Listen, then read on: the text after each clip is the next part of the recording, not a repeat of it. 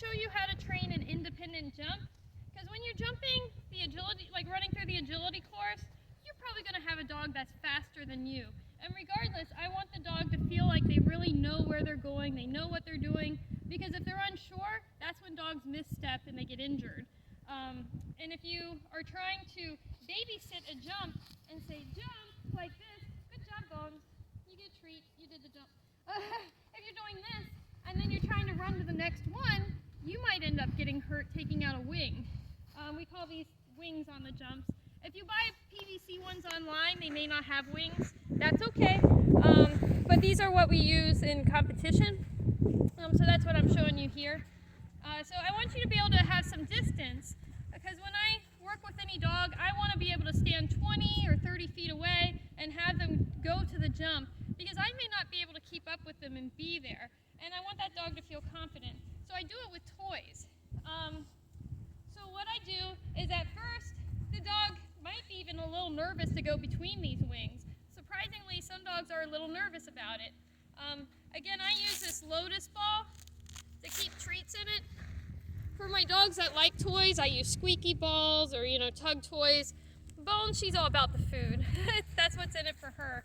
So as long as she knows she's getting her little piece of duck jerky, she's happy. So at first, I just make it into a little game of fetch over top of the bar. And I start real close because I don't want them to go around it. Hey, Bones, jump, good jump. So as soon as she's in the air, I say, good jump.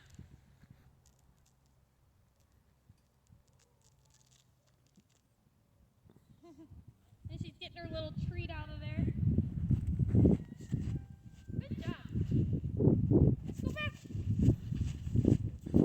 And you'll probably have to do that at least a dozen times or more until they start to figure out that they're supposed to go forward over here in order to get the ball thrown. That's what it's really about. You want them driving forward and driving fast, not turning back to look at you.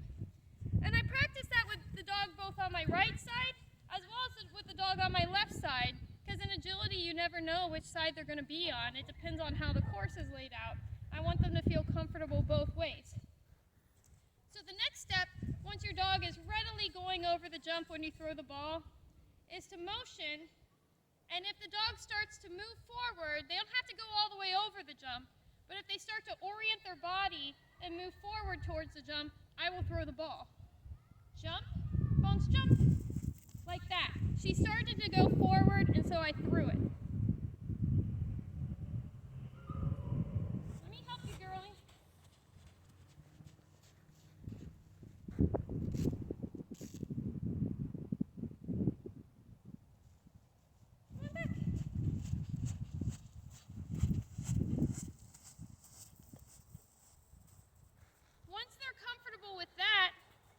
I'm doing it on both your right side and on your left side.